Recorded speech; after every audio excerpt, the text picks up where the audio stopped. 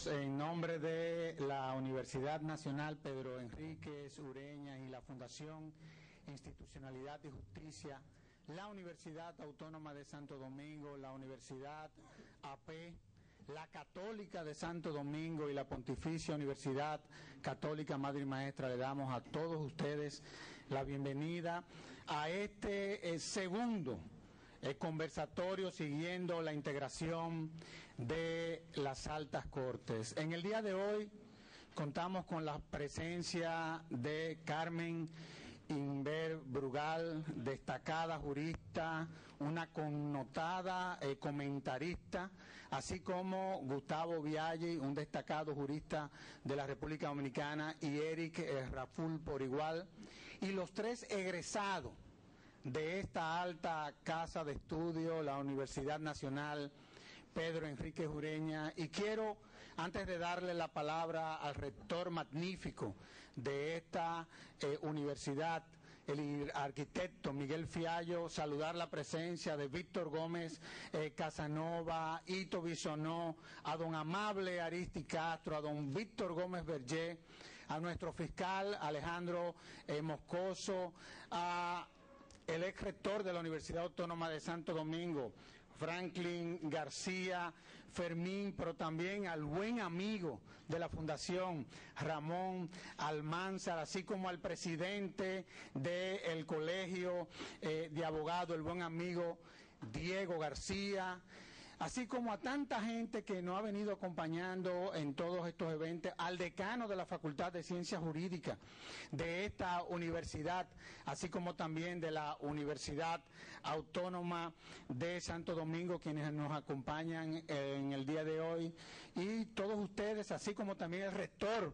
magnífico de la Universidad AP. Así que, en nombre de la UNFU y de la Pontificia Universidad Católica, de esta universidad, la Universidad Nacional Pedro Enríquez Ureña, le damos la bienvenida. Y quiero comenzar dándole la palabra al rector magnífico de esta alta casa de estudio, el arquitecto Miguel Fiallo, quien es el rector de esta Universidad Nacional Pedro Enríquez Ureña.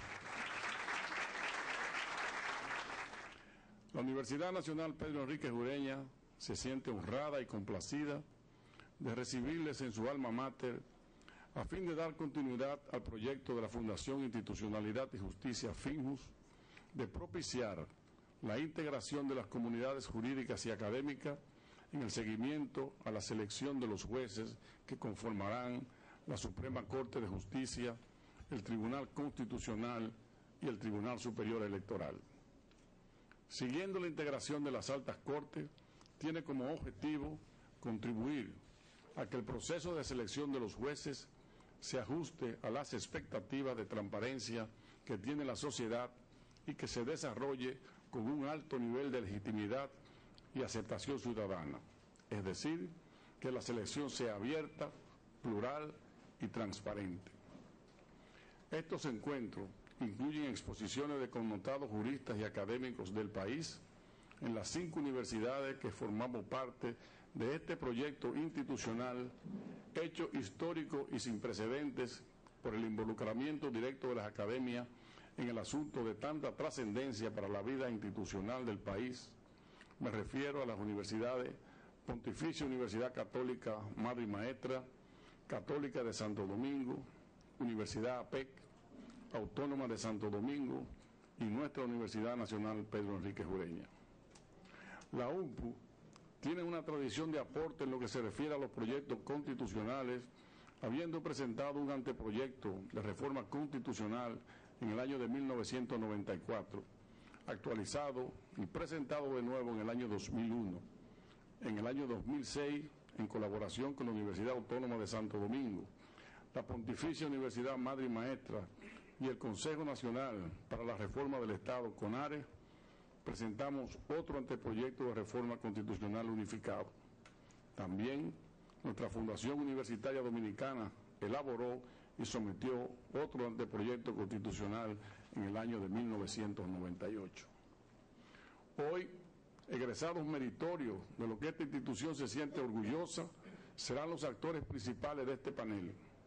Me refiero a Carmen Inver Brugal, Eric Raful y Gustavo Biachi.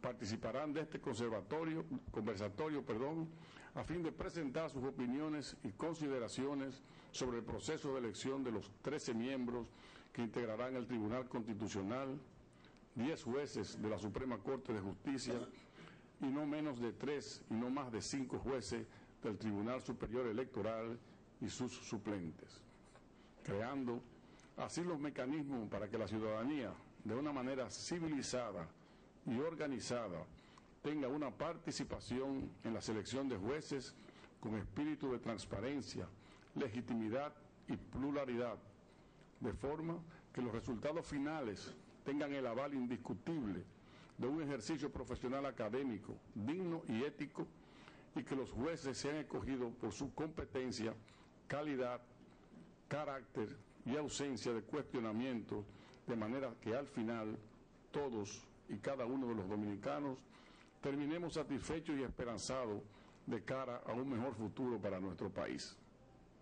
Consciente de que estos 3 tribunales son los garantes de nuestros derechos, de la calidad democrática y la gobernabilidad del país, son en definitiva los 3 órganos de nuestro ordenamiento jurídico no electivo más importantes.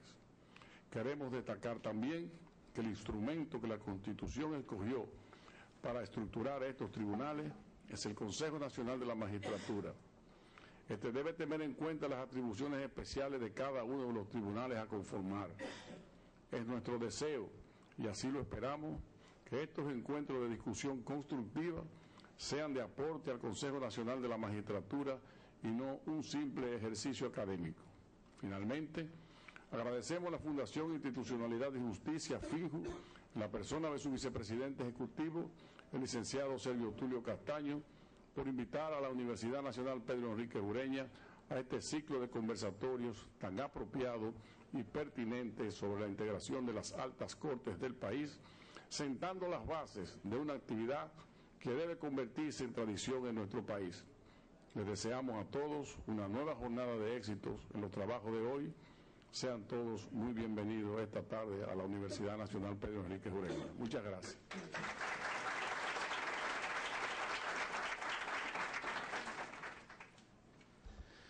Bueno, agradecemos muy sinceramente a esta Universidad Nacional Pedro Enríquez Ureña, en la persona de su rector magnífico, arquitecto Manuel Fiallo, por acoger la segunda edición de los conversatorios universitarios por la transparencia en la integración de las altas cortes. La convocatoria del Consejo Nacional de la Magistratura para el próximo jueves 11 de agosto muestra el carácter irreversible de los cambios que ha ordenado la Constitución del 2010 y ratifica la necesidad de que la ciudadanía asuma el seguimiento y la observación de los procesos implicados en la selección de los miembros y puesta en marcha del Tribunal Constitucional y del Tribunal Superior Electoral, así como la evaluación y selección de los jueces de la Suprema Corte de Justicia. Como se ha señalado repetidamente, estos órganos jurisdiccionales constituyen el esqueleto sobre el que se erigen nuestra democracia, la seguridad jurídica y el Estado de Derecho, que son las bases del desarrollo económico y social. Por eso es tan importante que la comunidad jurídica y las universidades del país se unan para reflexionar sobre estos procesos y aporten constructivamente un conjunto de ideas, criterios y sugerencias al Consejo Nacional de la Magistratura para que cada uno de sus actos gocen de gran legitimidad y la selección de los magistrados se realice de la forma más transparente, amplia y plural posible. Es importante recordar que el Consejo Nacional de la Magistratura nació en la reforma constitucional del año 1994 exclusivamente para designar a los miembros de la Suprema Corte de Justicia. Pero en la Constitución del 2010 se amplían sus atribuciones, facultándolo además para evaluar el desempeño de la Suprema y asimismo designar los magistrados del Tribunal Constitucional y del Tribunal Superior Electoral. Tendremos aquí un consejo más activo, porque cada 3 años deberá renovarse una tercera parte del Tribunal Constitucional. Cada 4 años serán nombrados los jueces del Tribunal Superior Electoral y cada 7 años deberá ejercer un control de desempeño de los jueces de la Suprema Corte de Justicia para decidir sobre su permanencia o no en el cargo. Por la naturaleza de sus funciones, el Consejo Nacional de la Magistratura debe funcionar con estricto apego a los principios de la democracia de consenso. La conformación de las altas cortes no debe quedar sujeta a la posibilidad de que una fuerza política se imponga unilateralmente y se elijan sus integrantes sin permitir la participación efectiva de las restantes fuerzas políticas respectivamente. La transparencia del proceso está directamente ligada con el nivel de legitimidad social con que nacerán estos nuevos órganos y su efecto sobre la institucionalidad democrática es inmenso.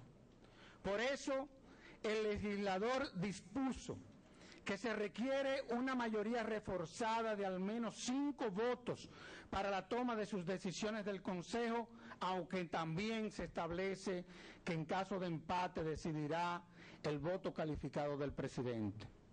El Consejo Nacional de la Magistratura, entonces, por su naturaleza política, deben actuar con la máxima transparencia y responsabilidad, pues la publicidad es inherente a todo ordenamiento democrático y es un mandato de la Constitución.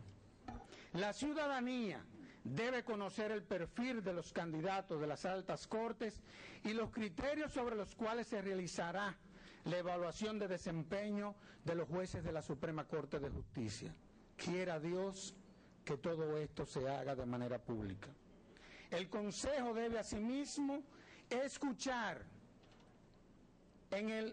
investigar las objeciones que se hagan sobre cualquiera de los candidatos. Otro elemento importante es que en el Consejo existan 2 representantes del Poder Judicial que no forman parte de la estructura político-partidaria, quienes deben representar la voz institucional del Poder Judicial, es decir, encarnar un poder del Estado cuyas acciones en el marco del Consejo no puedan ser interpretadas como el producto de simpatías partidarias ni el resultado de sus presiones. Ello solo es posible si las actuaciones del Consejo Nacional de la Magistratura se desarrollan con estricto apego a la publicidad, reitero, la transparencia y la responsabilidad institucional. Queremos agradecer la presencia con la reforma constitucional, donde se sustrae del legislativo la elección directa de los jueces, se pasa a una fórmula intermedia de transición que se materializa en el 97, donde se inicia un brillante proceso de reforma y transformación del sistema de justicia de la República Dominicana en todos los órdenes. En esa dinámica de incorporación de valores y principios constitucionales desde al principio de los años 90 hasta el 2010 que promulgamos esta Constitución, el proceso de reforma judicial se hizo viejo, se agotó. El presidente de la Suprema Corte de Justicia habló de la necesidad urgente de una segunda ola, eso fue hace 4 años. Y ciertamente la legitimidad que se vivió entre el año 97 y el 2003 se ha desmoronado. Lo que hace este proceso un proceso sumamente más delicado, más trascendente, porque se requiere una renovación de esta legitimación tan necesaria para lo que es la misión de estas altas cortes. En ese contexto, en el contexto de los mandatos de una nueva constitución, de la interiorización en nuestro ordenamiento jurídico de principios y valores constitucionales, tenemos el Consejo Nacional de la Magistratura, que contiene en esta coyuntura, bueno, que contiene por naturaleza una integración básicamente política, 6 de 8 miembros. Pero en esta coyuntura particular se le añade un hecho más difícil y que constituye un reto a superar, que es la preeminencia de una fuerza política en su conformación. El tema de la representación política, pese a las críticas, ha sido planteado de manera adecuada y originalmente no se cuestiona en tanto debe expresar las diversas ideologías que es una sociedad, el abanico, el arcoíris de diversidad que es una sociedad en su integración. O sea, que per se esa preeminencia política, esa representación política debe reflejar una diversidad ideológica. Sin embargo, está en una frontera con el tema de la independencia judicial y la división de poderes. Cuando se crean este tipo de integraciones, como el Consejo de la Magistratura, lo que se procuran son equilibrios que en esta situación particular no existen. Para reflexionar sobre ello, revisando unas notas de Montesquieu,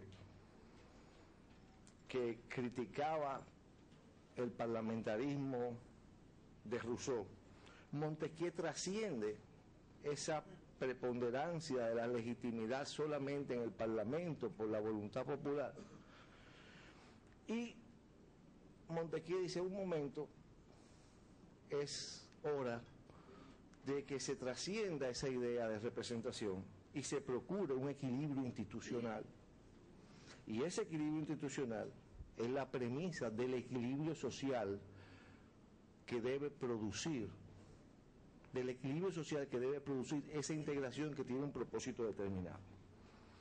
Ahora bien, desde la perspectiva actual, o sea, volvemos ahora al constitucionalismo que ha ido impregnando todo nuestro cuerpo normativo y que ha ido penetrando la comunidad jurídica y el pensamiento jurídico.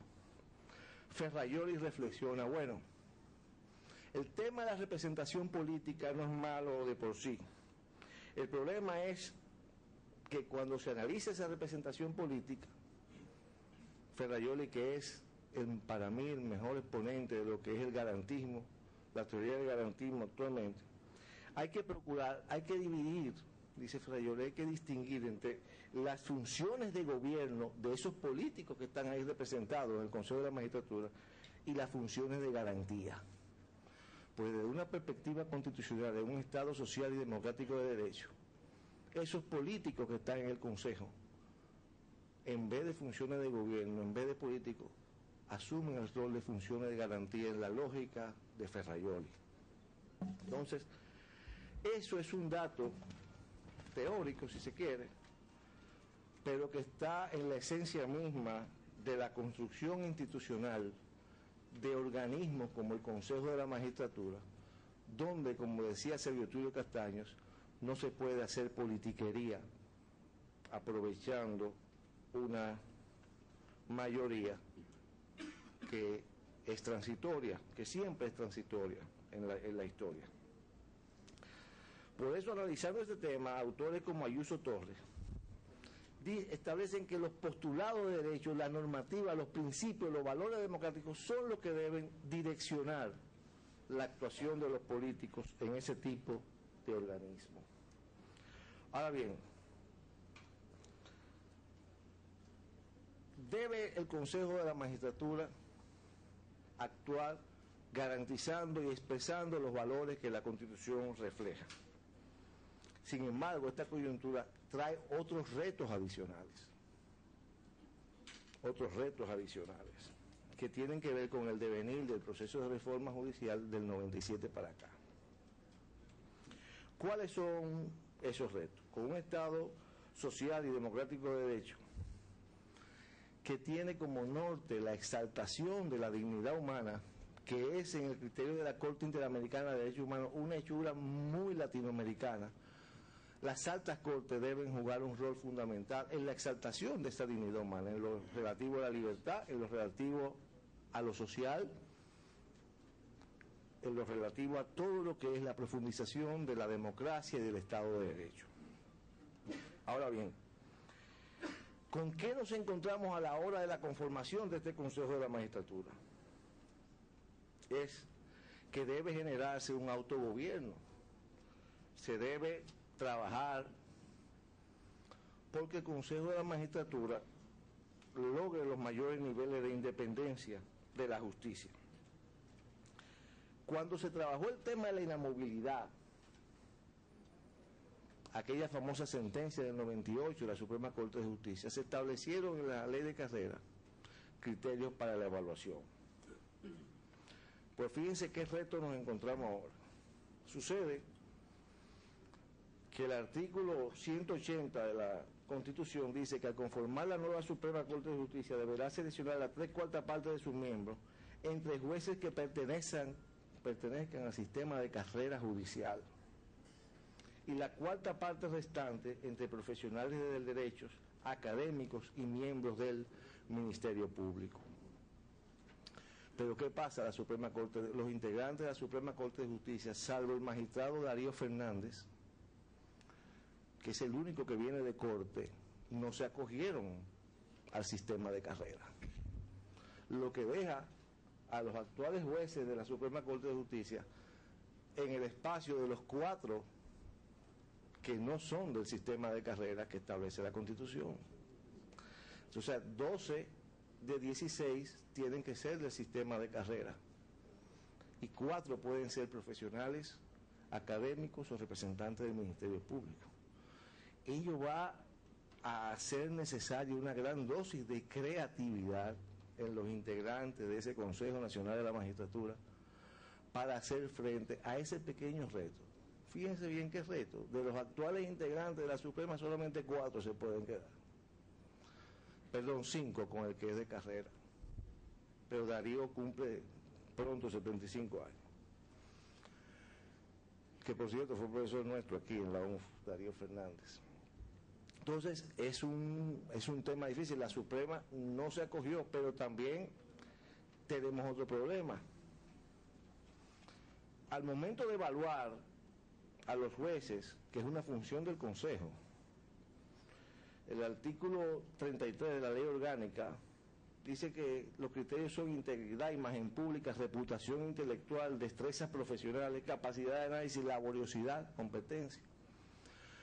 Pero ¿qué pasa? Porque nosotros no tenemos en este momento un mecanismo de evaluar a los jueces de la Suprema Corte de Justicia. No lo hay.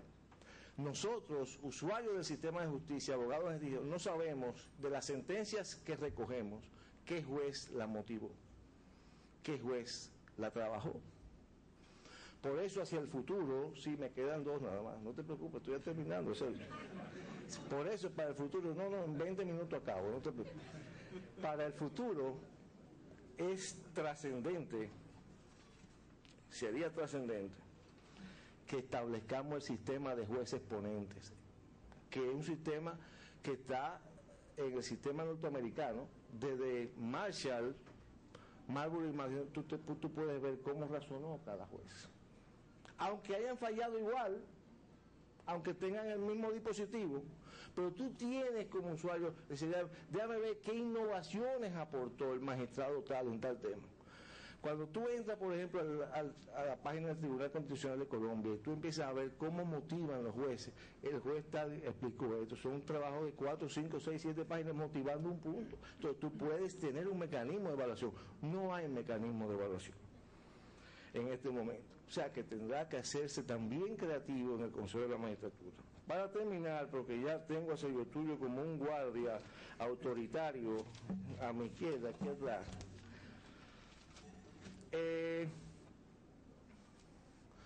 Dos cosas más hacia el futuro. Los tribunales constitucionales no es lógico que lo integren lo escojan el Consejo. Generalmente lo escoge el Congreso por su propia naturaleza. Van a estar por 7 años nada más, no son evaluados. En otros países los tribunales constitucionales son elegidos por el Congreso por una mezcla de esas instituciones. Quizá lo ideal, y con esto concluimos, quizá lo ideal es que así como 94-97 fue una transición, ahora 2010-2011 sea otra transición hacia un momento donde superemos esta debilidad de que estos jueces son elegidos, por lo menos de la Suprema Corte de Justicia, por el Consejo Nacional de la Magistratura. Si vamos a hablar, cuando tú revisas toda la doctrina de otros países, si vamos a hablar de autogobierno, de independencia de poderes, tú tienes que irte al Consejo General del Poder Judicial con mecanismos diversos para segregar a la política. Le dejo esta tarea. De los 8 integrantes del Consejo Nacional de la Magistratura, que se reunirán a partir del próximo jueves, 6 de ellos, salvo los 2 que son representantes de la Suprema Corte de Justicia, son pasibles, por su posición institucional en el Estado, de juicio penal por jurisdicción privilegiada ante los evaluados de las que ellos van a elegir. O sea que eso es un tema, que es un reto que debe tomarse en cuenta para futuras reformas. Gracias por su tiempo, señor.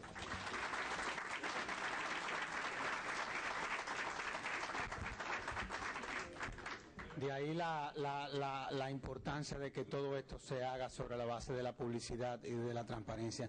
Es increíble, Eric, cómo tú en 15 minutos pudiste ser tan sustancioso. Honestamente, te lo digo y te felicito.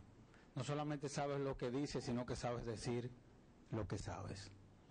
Le decía al rector que yo sentía como la sensación en la mesa, y él me dice que a él le pasó lo mismo también, como que uno se comenzaba a sentir como una especie de cactus, y era que no nos dábamos cuenta que estábamos frente a una flor. A doña Carmen Inver, a quien le doy la palabra.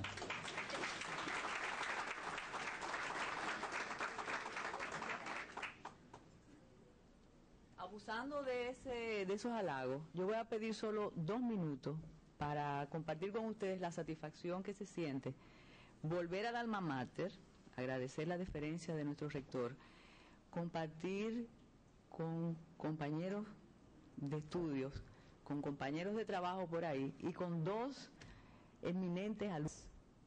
Útil este ciclo de intercambios que persigue una selección abierta, plural y transparente de los jueces de la Suprema Corte de Justicia, de los y las integrantes del Tribunal Constitucional y del Tribunal Superior Electoral. Las ideas aquí expuestas, ahora y antes, en el ciclo anterior, podrían convertirse en, y las posteriores que vienen, podrían convertirse en indicios útiles para la decisión del Consejo Nacional de la Magistratura en procura de satisfacer de manera idónea la función atribuida por la Constitución de la República. Digo indicios sin añadir precisos y contundentes, porque creo que mientras no exista el sistema de elección directa, como ocurre con el Poder Ejecutivo y el Poder Legislativo, el Consejo Nacional de la Magistratura es el organismo apto para esa función sin discusión, sin tener que recordar además o subrayar los argumentos basados en la realidad que avalan la influencia política, el interés partidista. Omito la cantinela porque, si la repito, debo añadir que no solo son los intereses de los políticos que se aunan para una selección, divergen tampoco esos intereses al momento de las designaciones, sino también que se imponen la voluntad de grupos privados cuyos conflictos repudian el ámbito jurisdiccional y ratifican aquello de que el Poder Judicial debe validarse dirimiendo conflictos o dictando autos que afecten solo a la marginalidad. De alguna manera, repetiré conceptos emitidos por los expositores precedentes hoy y la semana pasada.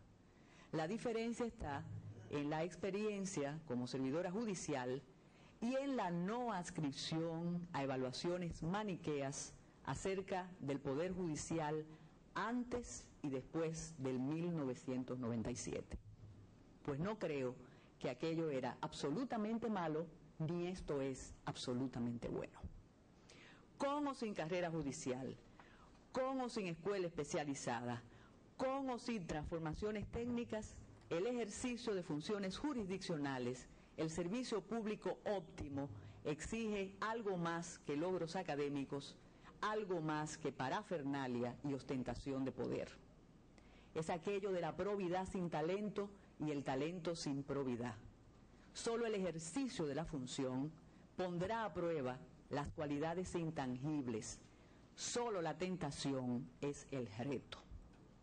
Los paradigmas de virtud y capacidad del Poder Judicial dominicano se forjaron durante la tiranía. Los criterios utilizados para la designación de sus integrantes, huelga mencionarlos, pero algo primaba y era el aval académico. El asombro con lo citado, que no llegue hasta aquí. Voy a continuar, so pena de recibir la diatriba como reacción, imputándome desconocimiento que no tengo de lo propio de la tiranía, recordando a algunos de los miembros del Poder Judicial, tal vez incapaces de rebelarse en contra del abuso y del exceso de poder, genuflexos si se quiere, pero de impecable formación y con aportes continuos a la doctrina.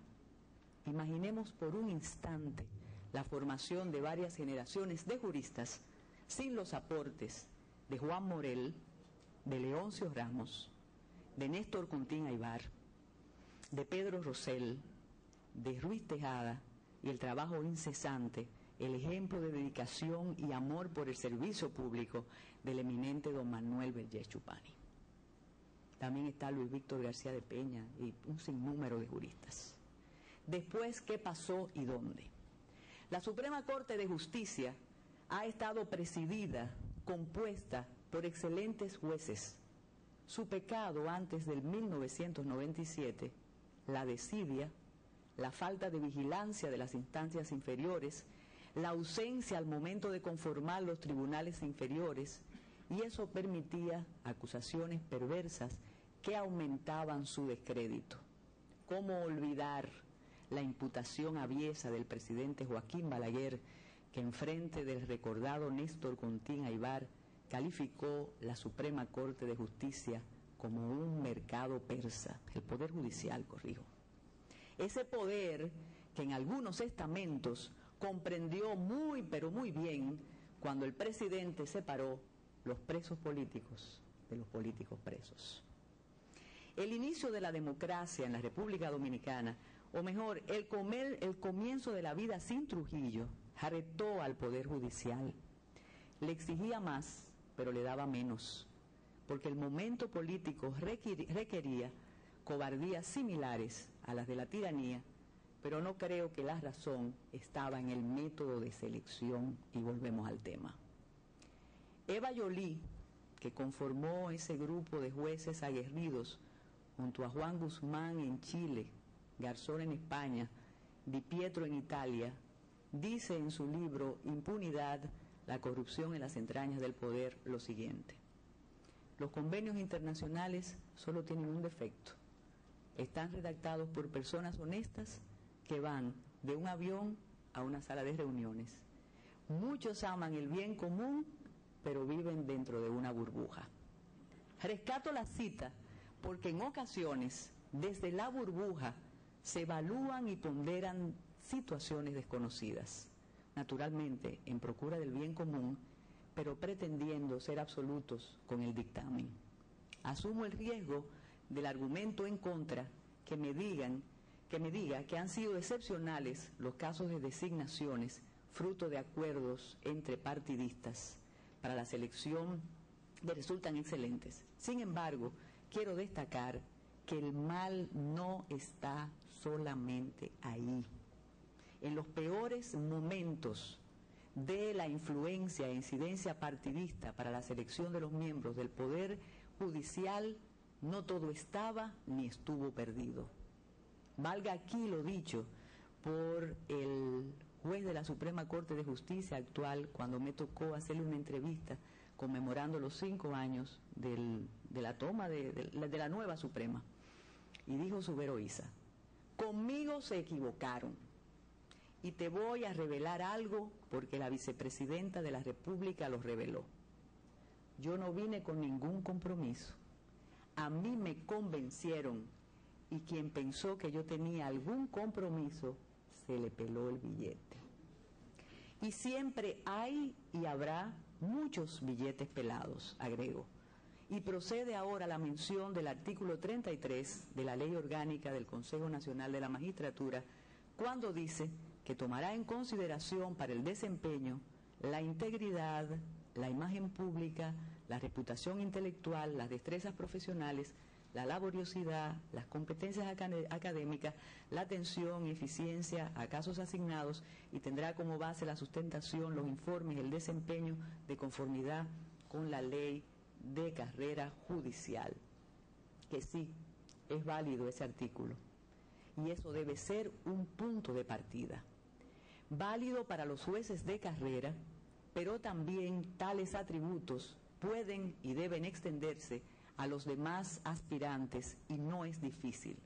Con variantes mínimas, los requisitos exigidos a los futuros integrantes del Tribunal Superior Electoral, Tribunal Constitucional y Suprema Corte de Justicia convergen: ser dominicano o dominicana de nacimiento y origen, tener más de 35 años de edad, hallarse en pleno ejercicio de los derechos civiles y políticos, ser licenciado o doctor en Derecho, haber ejercido durante por lo menos 12 años la profesión de abogado, la docencia universitaria del Derecho, o haber desempeñado por igual tiempo las funciones de juez dentro del Poder Judicial o de representante del Ministerio Público.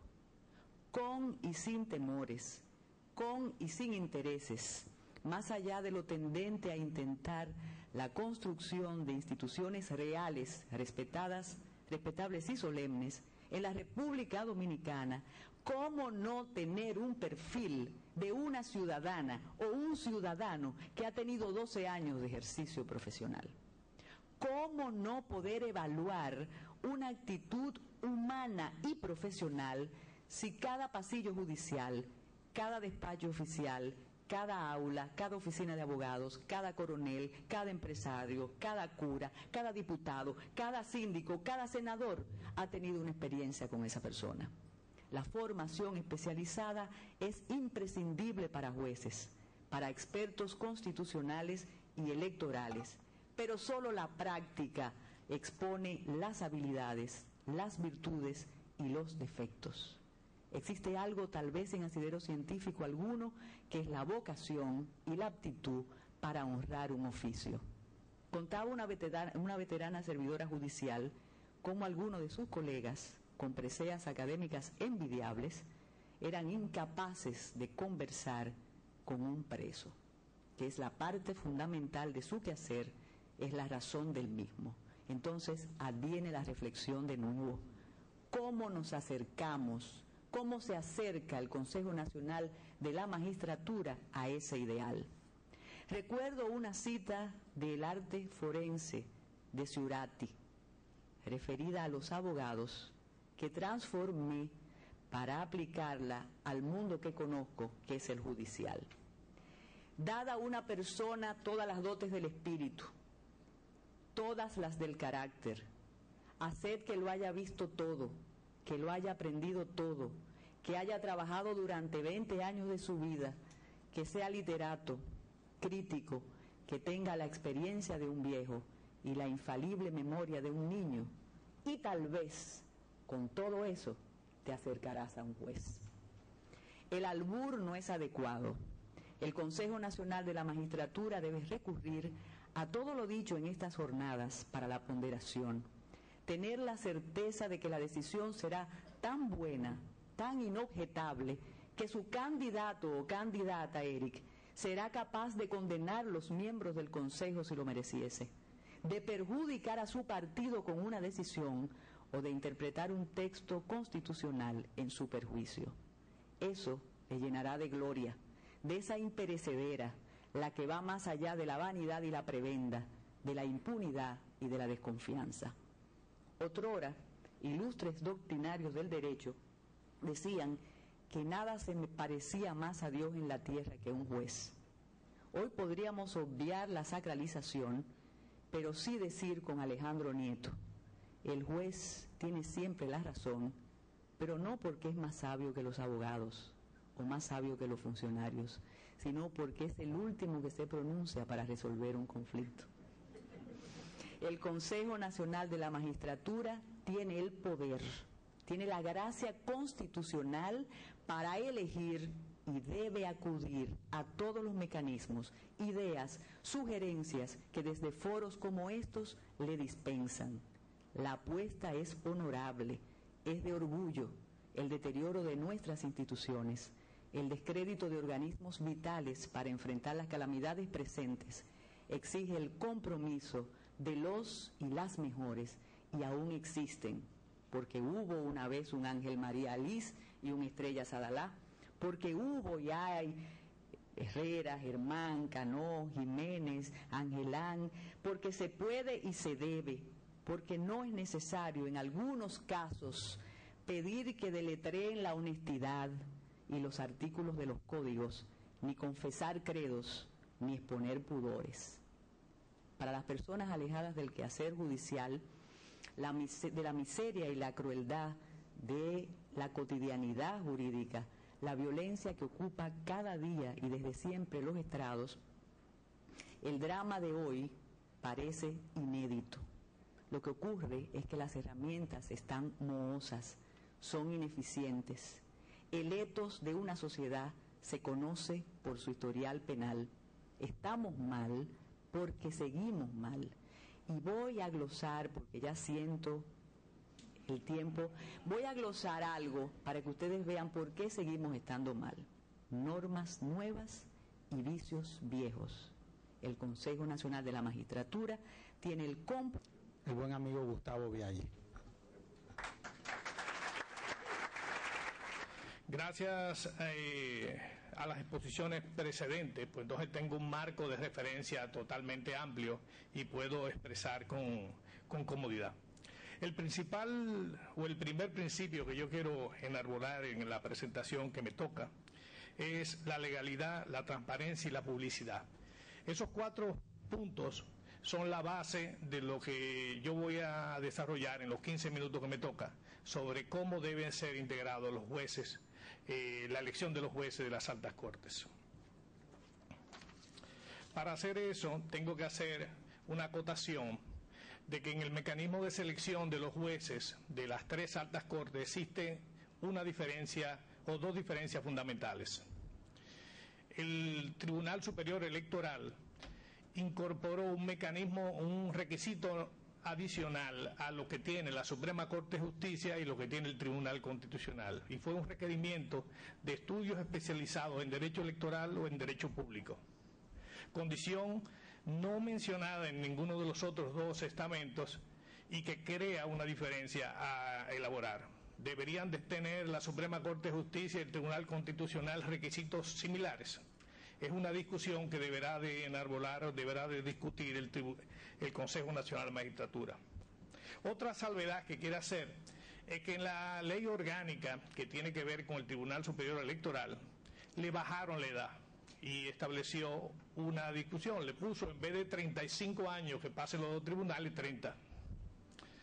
Y anuló el requisito de los 75 años que tanta tinta hizo correr con respecto a la Suprema Corte de Justicia en cuanto al Tribunal Constitucional.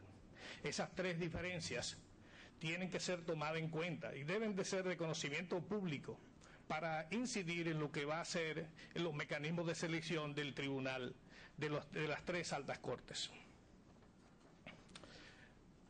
Dentro de las diferencias que quiero enmarcar, también en el Tribunal Superior Electoral se presenta la figura que siempre ha existido del juez suplente.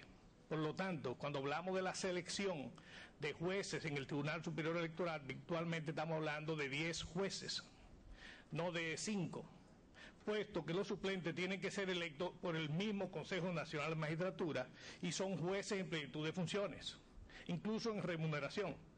Por lo tanto, estamos hablando de una elección de no menos de 16 jueces para la Suprema Corte de Justicia, de 13 jueces para el Tribunal Constitucional y de 10 jueces para el Tribunal Superior Electoral.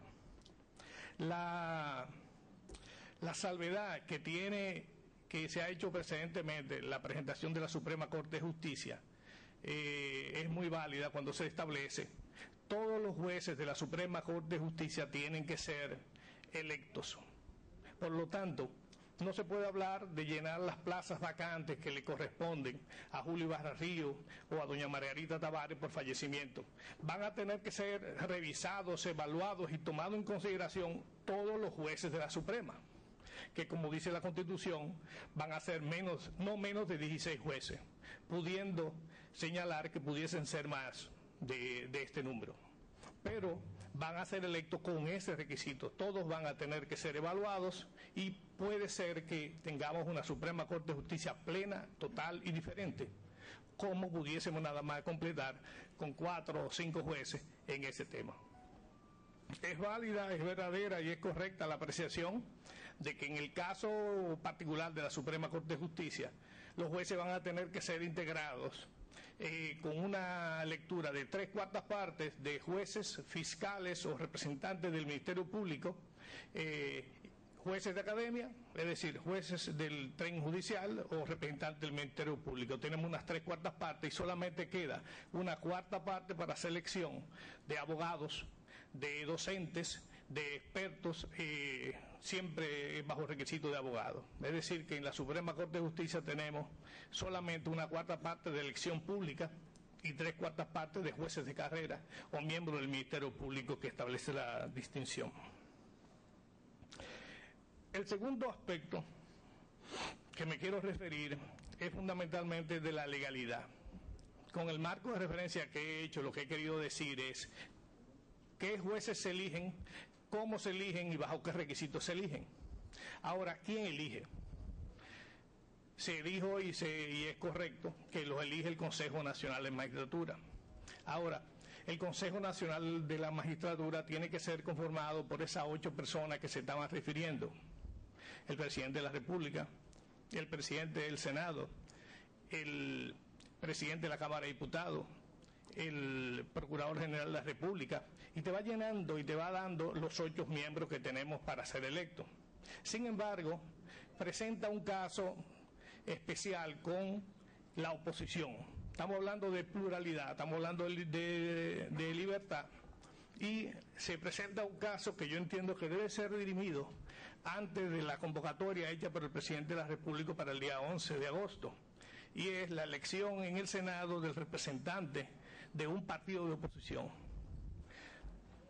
Es mi criterio, o es mi opinión, o es producto del examen que estuve haciendo, que al leer el artículo 3, el numeral 3 del artículo 178 de la Constitución y el artículo 2 de la Ley 138/2011, se establece que deberá de haber un senador elegido por la presidencia del Senado que corresponda a un partido de oposición.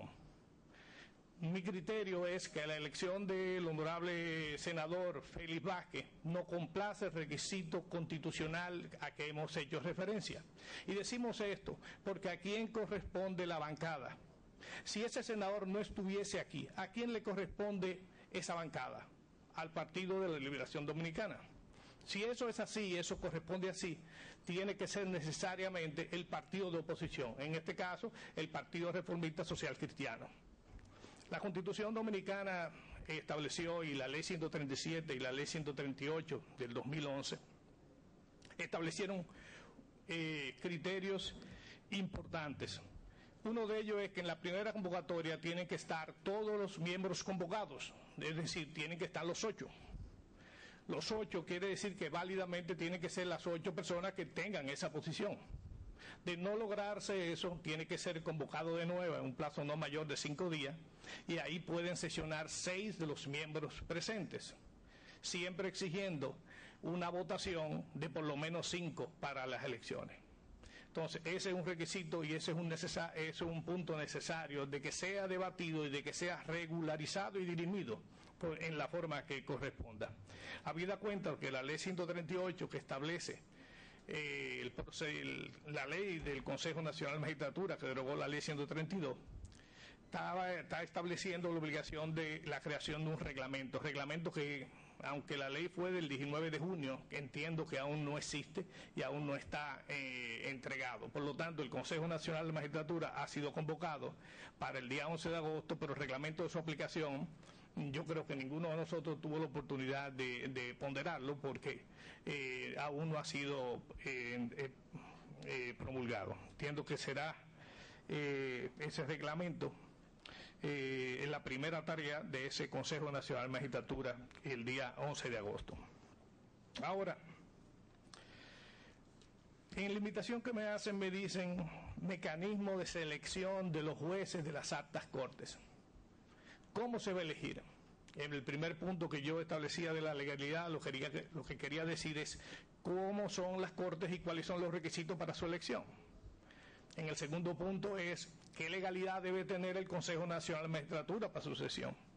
El tercer punto que yo traigo es qué debe de hacer, qué mecanismo debe de seguirse de conformidad con todas estas leyes para el Consejo Nacional de Magistratura sesionar y sobre ello hacer las ponderaciones debidas.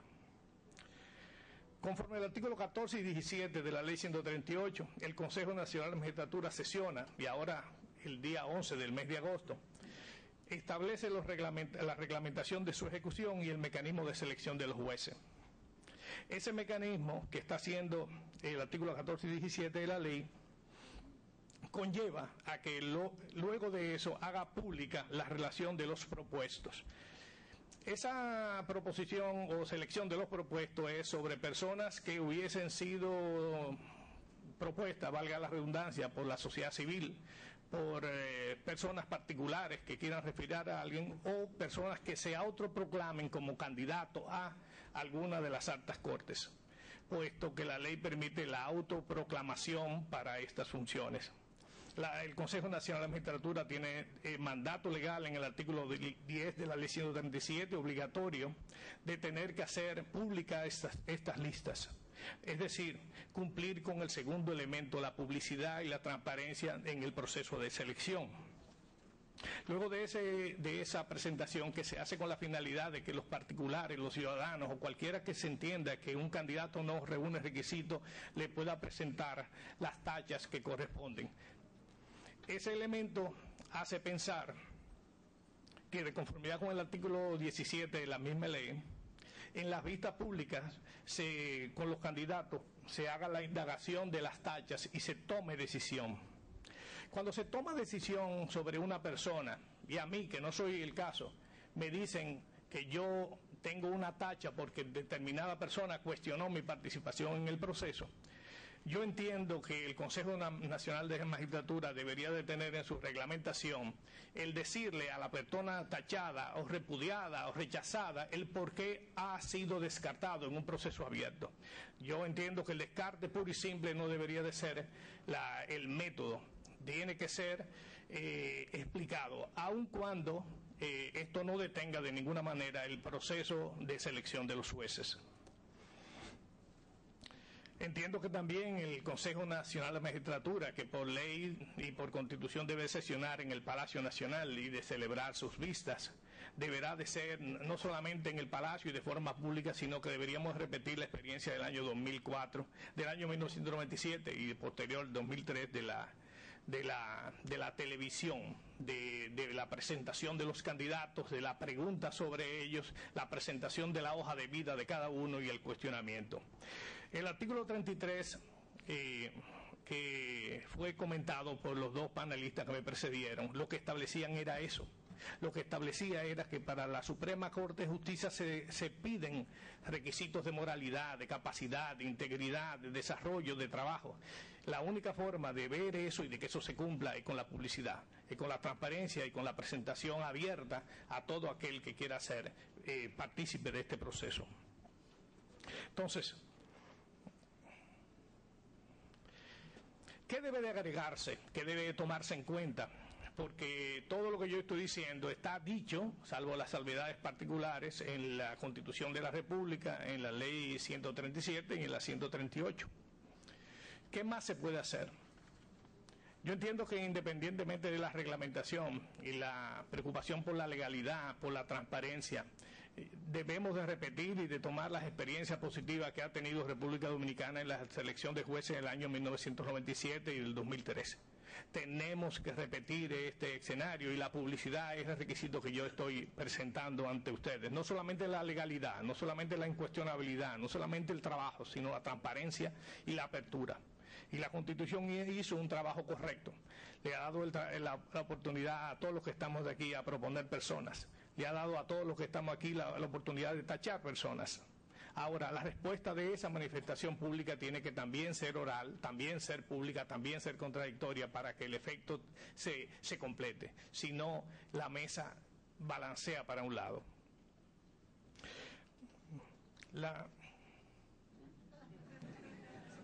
Ya yo creo que cabe, pero uno de los elementos que debe de tener la reglamentación y que debe tomar en cuenta el Consejo Nacional de Magistratura son los impedimentos para la selección.